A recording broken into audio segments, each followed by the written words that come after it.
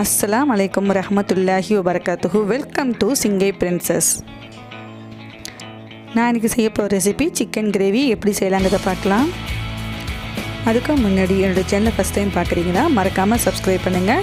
பக்கத்தில் இருக்க நோட்டிஃபிகேஷன் பெல்லையும் அழுத்திடுங்க. அப்போ தான் நான் போகிற வீடியோலாம் நீங்கள் மிஸ் பண்ணாமல் பார்க்கலாம். ஃபுல் வீடியோவையும் ஸ்கிப் பண்ணாமல் பாருங்கள். இப்போ நான் ஒரு கோழி எடுத்திருக்கேன். திட்டமாக கட் பண்ணி இதை நல்லா அலசி எடுத்துருக்கேன். இப்போ இதில் 2 ஸ்பூன் தயிர் சேர்த்துக்கிறேன்.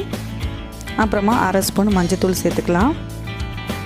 தேவையான அளவு உப்பு சேர்த்துக்கிட்டு நல்லா எல்லாத்தையும் மிக்ஸ் பண்ணி விட்டுக்கோங்க.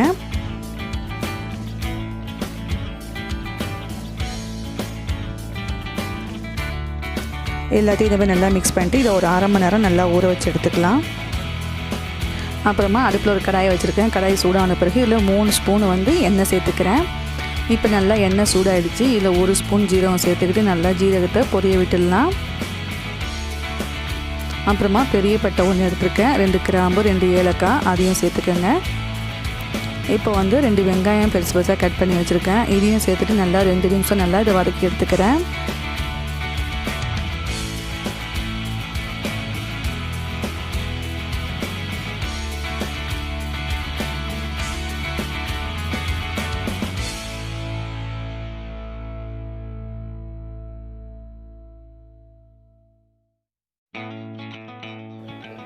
வெங்காயம் நம்மளுக்கு சீக்கிரம் வதங்கினாக்கா இதில் கொஞ்சமாக உப்பு ஆட் பண்ணிக்கணும். உப்பு ஆட் பண்ணிட்டு நல்லா வதக்கிக்கலாம். இது நான் என் ரெசிப்பியில் எல்லா ரெசிப்பிலையுமே நான் சொல்லியிருப்பேன். என்னுடைய வீடியோ நீங்கள் ஃபஸ்ட் டைம் பார்க்குற மாதிரி இருந்தால் உங்களுக்கு இது யூஸ்ஃபுல்லாக இருக்கும். இப்போ நல்லா வெங்காயம் வதங்கிடுச்சு. இதில் 2 தக்காளி கட் பண்ணி வச்சுருக்கேன். அதை சேர்த்துக்கிட்டு இதையும் நல்லா வதக்கி விட்டுக்குங்க.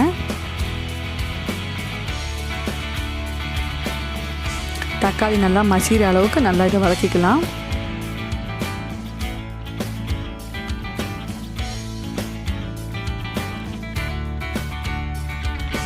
இப்போ வெங்காயம் தக்காளி நல்லா மசிஞ்சிடுச்சு. இந்த ஸ்டேஜில் 2 ஸ்பூன் இஞ்சி பூண்டு பேஸ்ட் சேர்த்துக்கிறேன். சேர்த்துட்டு நல்லா இஞ்சி பூண்டு பச்சை வாடை போகிற அளவுக்கு இது நல்லா 2 நிமிஷம் நல்லா வதக்கி விட்டுக்கலாம்.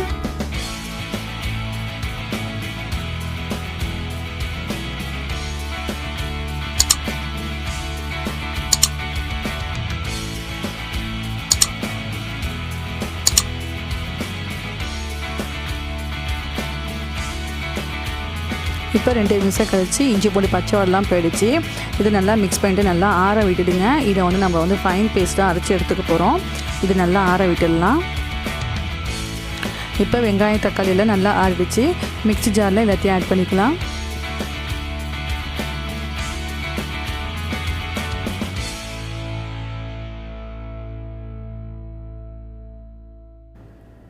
இப்போ இதில் கொஞ்சமாக தண்ணி ஆட் பண்ணிட்டு இது நல்லா அரைச்சி எடுத்துக்கிறேன்.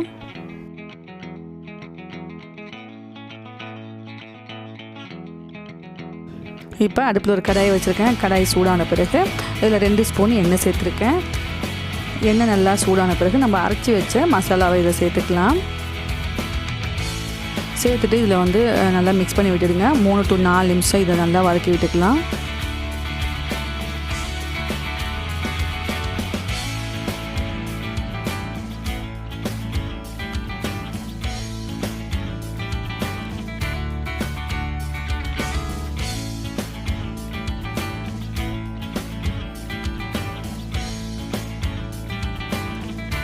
இப்போ அரைச்சி ஊற்றின மசாலா நம்மளுக்கு நல்லாவே வதங்கியிருக்கு.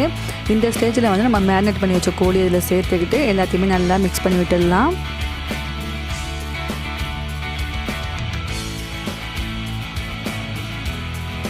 இப்போ தண்ணிலாம் எதுவும் ஆட் பண்ணக்கூடாது.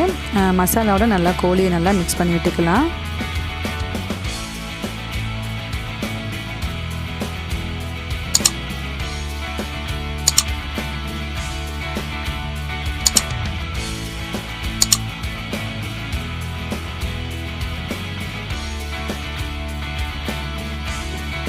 இப்போ நல்லா கோழியை மிக்ஸ் பண்ணி விட்டாச்சு. இதில் மசாலா ஆட் பண்ணிக்க போகிறேன். 1 ஸ்பூன் மிளகாய்த்தூள் சேர்த்துக்கலாம்.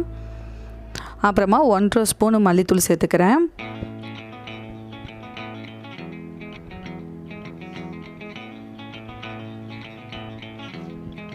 இதில் கொஞ்சமாக உப்பு சேர்த்துக்கலாம். நம்ம ஆல்ரெடி கோழிக்கு உப்பு போட்டிருக்கோம் மேரினேட் பண்ணும் போது. இப்போ கொஞ்சமாக உப்பு சேர்த்துக்கிட்டு நல்லா எல்லாத்தையும் மிக்ஸ் பண்ணி விட்டுடலாம்.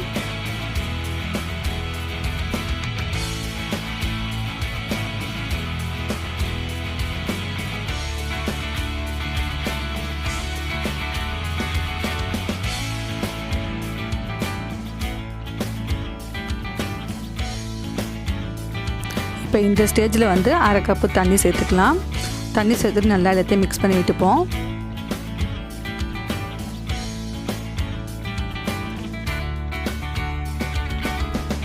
இந்த மாதிரி நல்லா மிக்ஸ் பண்ணி விட்டுக்கோங்க. இப்போ வந்து நான் மூடி போட்டு இது ஒரு 10 நிமிஷம் நல்லா குக் பண்ணி எடுத்துக்க போகிறேன்.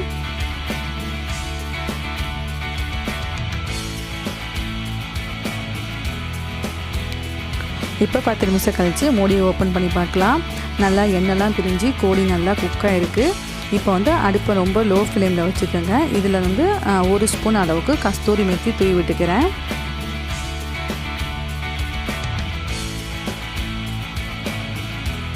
அப்புறமா ஒரு 1/4 ஸ்பூன் அளவுக்கு கரம் மசாலா சேர்த்து நல்லா எடுத்து மிக்ஸ் பண்ணி விடுங்க.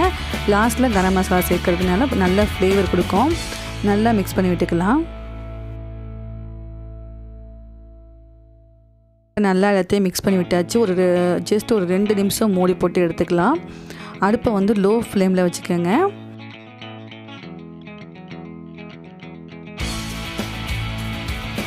இப்போ 2 நிமிஷம் கழித்து மூடியை திறந்து பார்க்கலாம். இப்போ பார்த்தீங்கன்னா நம்மளுக்கு ஈஸியான ரொம்பவே டேஸ்டியான சிக்கன் கிரேவி ரெடி ஆகிடுச்சு. நீங்களும் இந்த மாதிரி ட்ரை பண்ணி பார்த்துட்டு உங்கள் ஃபீட்பேக்கை கமெண்ட்ஸில் சொல்லுங்கள். இந்த வீடியோ பிடிச்சிருந்தால் லைக் பண்ணுங்கள், உங்கள் ஃப்ரெண்டுக்கு ஷேர் பண்ணுங்கள். மறக்காமல் என்னோடய சேனலை சப்ஸ்கிரைப் பண்ணுங்கள்.